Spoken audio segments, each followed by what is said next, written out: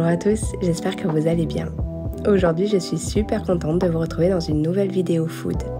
Ça faisait un petit moment que je n'en avais pas posté, alors je suis bien contente de vous montrer à nouveau de très bonnes recettes à réaliser pour cet automne.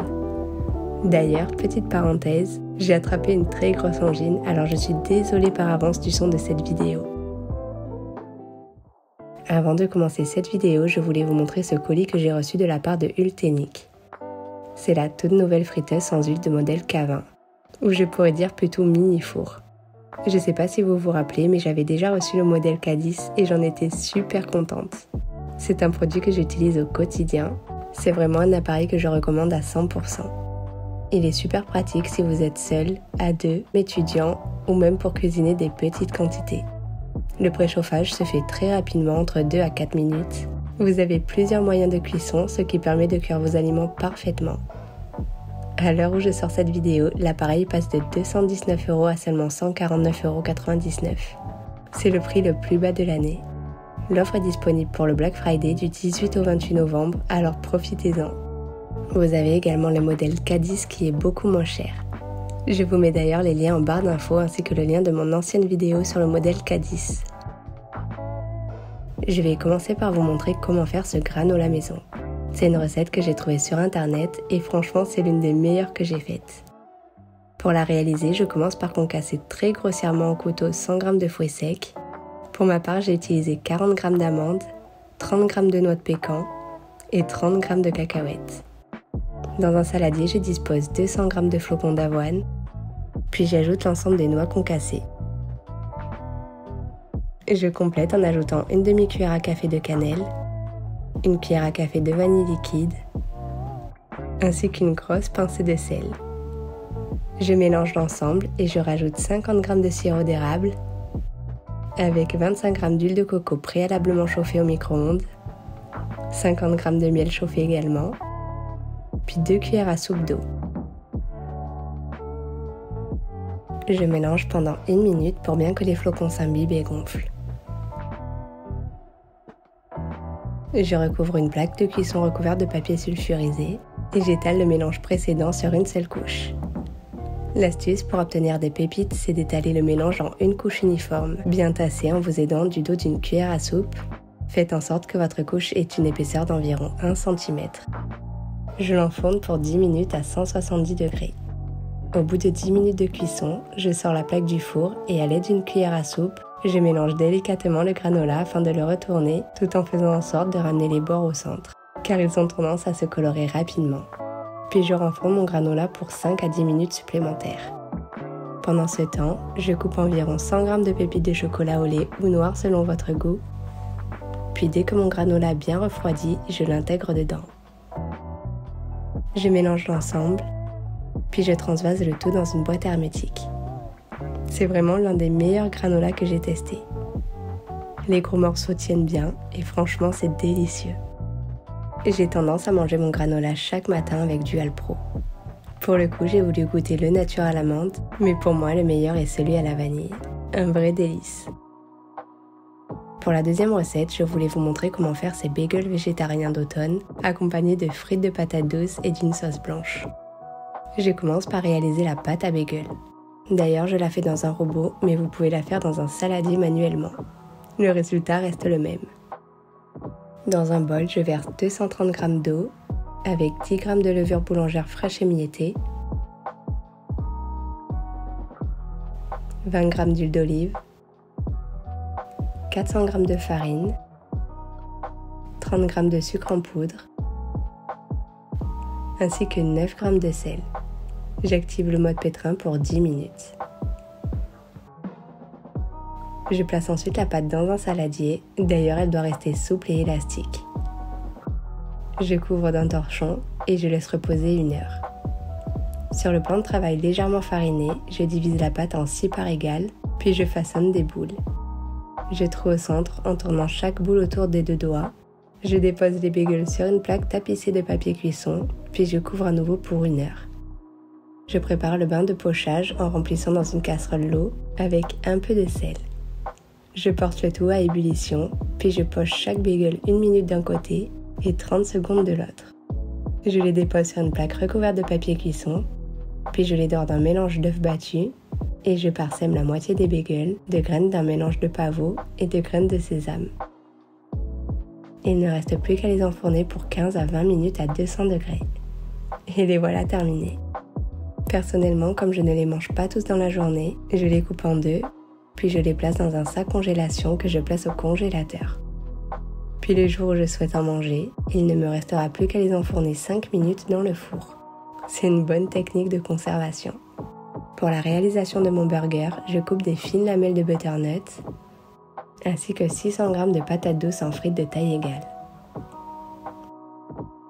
Dans un saladier, je place mes frites avec une bonne cuillère à café de paprika, 3 cuillères à café d'huile d'olive,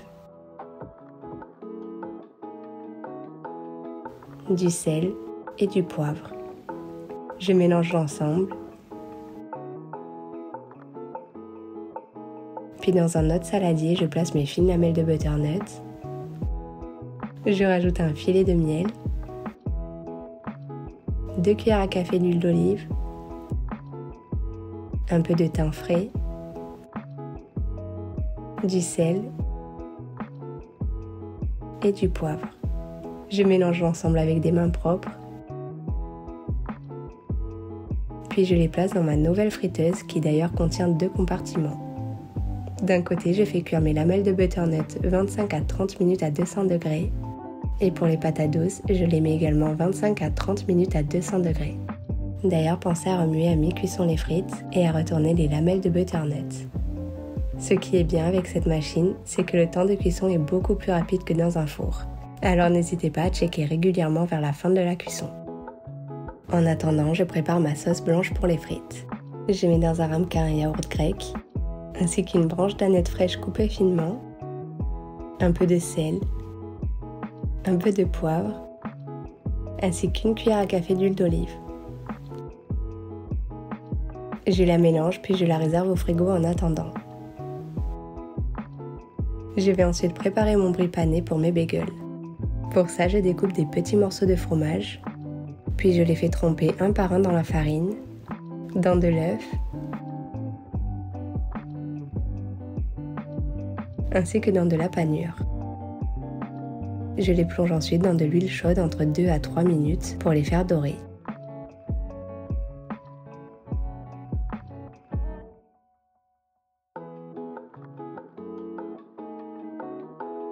Je termine en les égouttant dans du papier absorbant.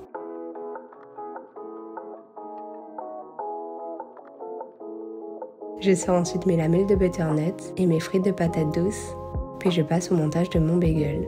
Pour ça, je coupe mon bagel en deux et je place mes lamelles de butternut. Je superpose avec quelques bâtons de brie pané et je rajoute une bonne poignée de roquettes. Je referme mon bagel et je dispose sur le côté mes frites de patates douces. Je remplis un récipient de sauce blanche et le tour est joué. Cette recette est vraiment excellente, on s'est régalé. L'un des meilleurs bagels que j'ai goûté dans ma vie. La butternut permet qu'il ne soit pas sec sans sauce. Voici une idée de recette pour le goûter qui sera des fondants au chocolat dans des ramequins. J'ai également trouvé cette recette sur internet et j'ai d'ailleurs été surprise par le peu de farine qui se trouvait dedans. Je commence par faire fondre dans une casserole 120 g de chocolat noir pâtissier avec 80 g de beurre. Vous devez remuer régulièrement pour obtenir un mélange homogène et onctueux. Dans un récipient, je casse 3 œufs, puis je rajoute 50 g de cassonade. Je balle ensemble jusqu'à ce que la préparation blanchisse légèrement. Puis je rajoute une cuillère à soupe de farine ainsi qu'une pincée de sel. J'incorpore le chocolat fondu, puis je mélange une dernière fois. Je verse la préparation dans 4 ramequins individuels beurrés. Puis pour la gourmandise, je place un petit carré de chocolat au lait au centre de chaque ramequin.